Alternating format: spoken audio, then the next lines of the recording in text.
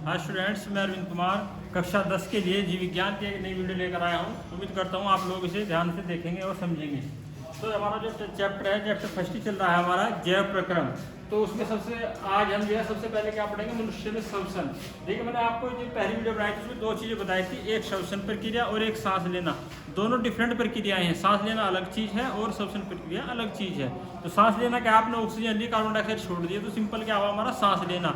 लेकिन जो श्वसन प्रक्रिया है, श्वसन प्रक्रिया में क्या होता है, जो हम भोजन ग्रहण करते हैं, कोई भी खाद्य पदार्थ ग्रहण करते हैं, उस खाद्य पदार्थ के विखंडन से क्या होता है, हमें ऊर्जा प्राप्त होती है, उसे कहते हैं श्वसन क्रिया। तो मनुष्य में जो श्वसन है वो किस प्रकार से होता है। तो मनुष्य जब श्वसन क्रिया करता है तो वो क्या करता है, ऑक्सीजन लेता है और कार्बन डाइऑक्साइड छोड़ता है। तो उसके साथ साथ जब ऑक्सीजन लेने की प्रक्रिया होती है, उसके लिए हमारे शरीर में एक अंग तंत्र पाया जाता है।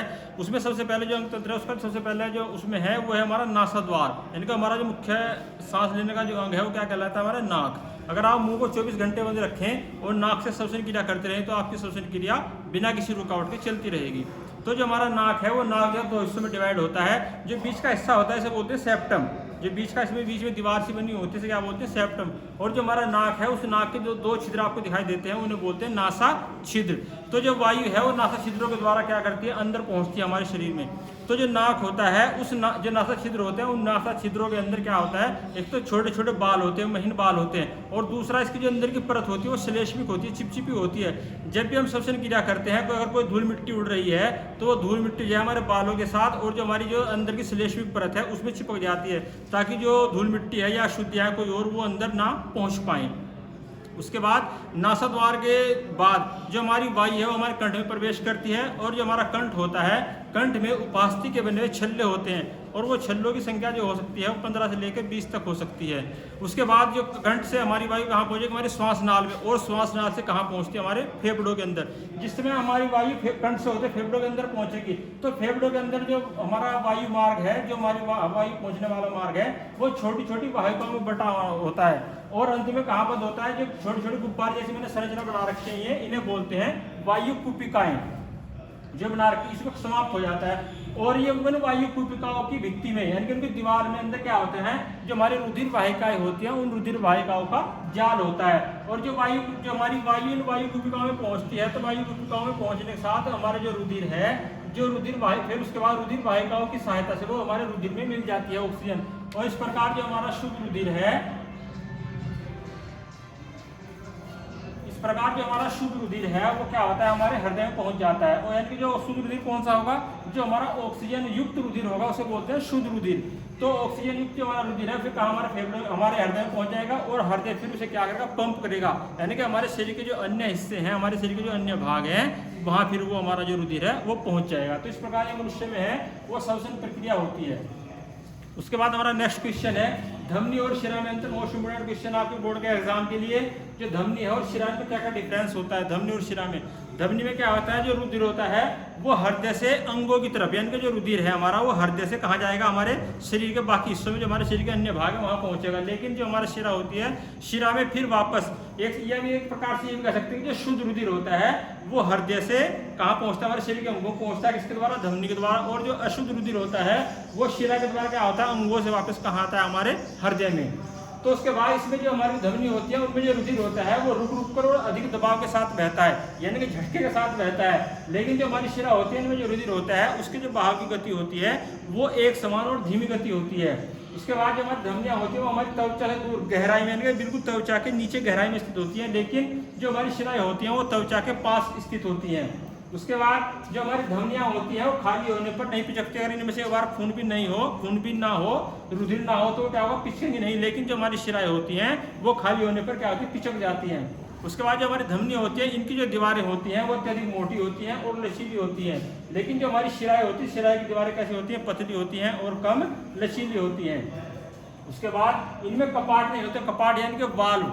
वो कपाट का काम क्या है बताऊंगा अभी इसके बाद मैं आपको। इनमें जो हमारी शिराएं होती है, शिराओं में जगह जगह कपाट होते हैं। कपाट का मतलब जो रुधिर को वापस उल्टी दिशा में बहने से रोकते हैं। कपाट यानी कि बाल होती है इनमें। इनका जो रंग होता है हमारे धमनियों का गुलाबी होता है या चटक लाल होता है, लेकिन इनका जो रंग होता है हमारा शिराओं का वो गहरा लाल या नीले रंग की होती है। उसके बाद हमारा नेक्स्ट क्वेश्चन है वह पादपों में परिवहन। देखिए परिवहन का मतलब एक क्वेश्चन मैंने आपको पहले भी समझाया था। परिवहन का मतलब क्या होता है किसी चीज को एक स्थान से दूसरे स्थान पर पहुंचाना क्या कहलाता है? परिवहन कहलाता है।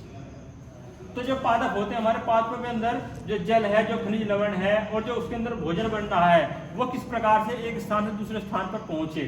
तो इसमें सबसे पहले क्या करते हैं, जो हमारे पौधे होते हैं वो जल और कार्बन डाइऑक्साइड ग्रहण करते हैं। जल मृदा से लेते हैं और कार्बन डाइऑक्साइड वायुमंडल से लेते हैं। तो उसके बाद जो भोजन बनता है, भोजन कहाँ बनता है? पौधों के अंदर उनकी पत्तियों में, जो इनके हरे भाग होते हैं, हरे पर्णहरिम होता है, उनमें क्या होता है? उनमें बनता है भोजन।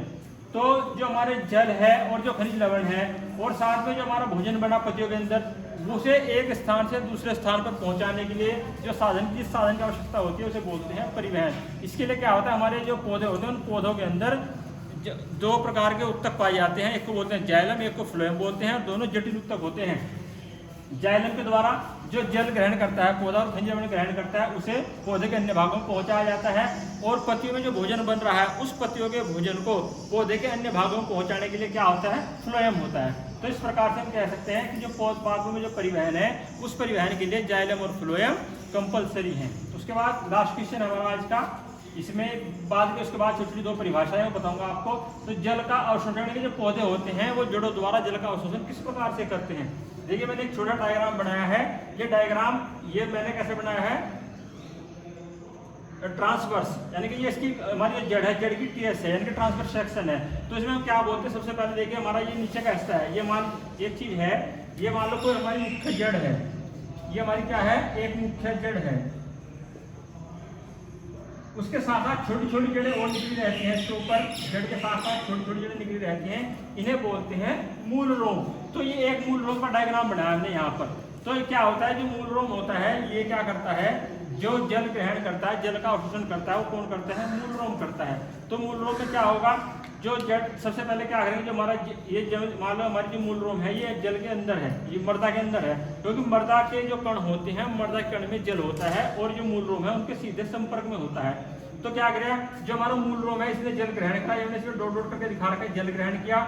जल ग्रहण करने के साथ यहाँ क्या करेंगे? इसका जो परासरण दाब है, जो हमारा मूल रोम है इसका जो परासरण दाब है वो जो मर्दीय जल है, जो मिट्टी का जल है उससे ज्यादा होता है। इसीलिए क्या करता है? पानी को खींच लेता है। और जैसे पानी को खींचेगा ये स्पीड दशा में आ जाता है, यानी कि टाइट हो जाता है। और फिर यहाँ एक प्रेशर पड़ता है, दबाव पड़ता है और फिर यहाँ से जल जो है इस बाह्य त्वचा में को होता हुआ जो हमारी कोर्टेक्स की कोशिका है, इन कोर्टेक्स की कोशिकाओं में पहुंच जाता है।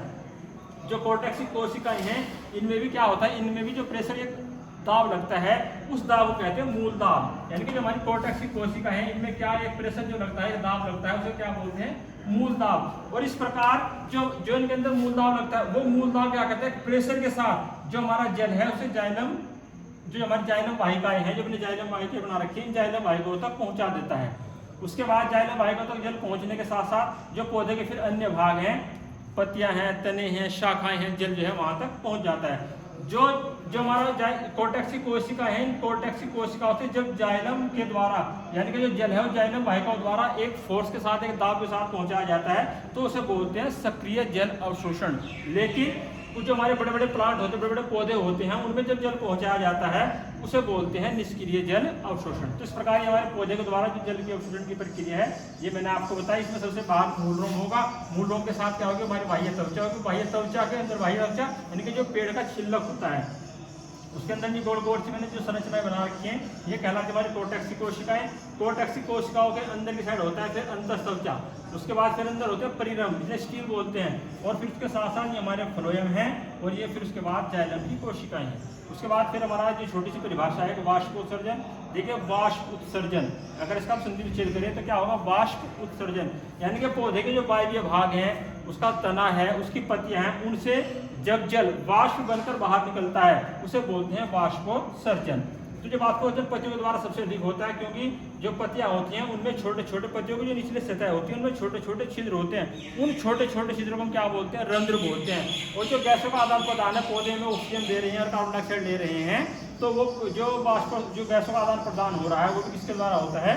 वाष्पोत्सर्जन के द्वारा ही होता है। और जो हमारी लास्ट की जो डेफिनेशन है वो है उत्सर्जन। उत्सर्जन जब भी हम कभी खाद्य पदार्थ ग्रहण करते हैं, उस खाद्य पदार्थ को ग्रहण करने के साथ साथ हमारे शरीर में कुछ अपशिष्ट पदार्थ बन जाते हैं, जिन्हें शरीर से बाहर निकालना कंपलसरी होता है। अगर हमने उन उत्सर्जित पदार्थों को शरीर से बाहर नहीं निकाला तो हमारा शरीर रोगग्रस्त हो सकता है और कभी कभी आदमी की मृत्यु तक भी हो जाती है। तो इस प्रकार इसकी जो परिभाषा है सिंपल रूप में इस प्रकार कह सकते हैं कि हमारे शरीर के अंदर अब जो उपापचयी क्रियाएं होती हैं, उन उपापचयी क्रियाओं के फलस्वरूप जो अपशिष्ट पदार्थ बनते हैं, उन अपशिष्ट पदार्थों को बाहर निकालने की जो प्रक्रिया है उसे हम क्या बोलते हैं, उत्सर्जन बोलते हैं। तो ये इसकी उत्सर्जन की परिभाषा हुई। तो उम्मीद करता हूँ कि आज जो मैंने आपको 3-4 क्वेश्चन समझाए, मनुष्य में श्वसन, धमनी शिरा में अंतर, और जो पादपों में जो परिवहन किस प्रकार होता है, जल का अवशोषण किस प्रकार होता है, और 2 छोटी छोटी परिभाषाएं बताई मैंने, वाष्पोत्सर्जन की और उत्सर्जन की। उम्मीद करता हूँ कि आप लोगों को समझ में आई होंगी। अगर नहीं समझ में आई तो आप मुझसे कॉन्टैक्ट कर सकते हैं। Thank you.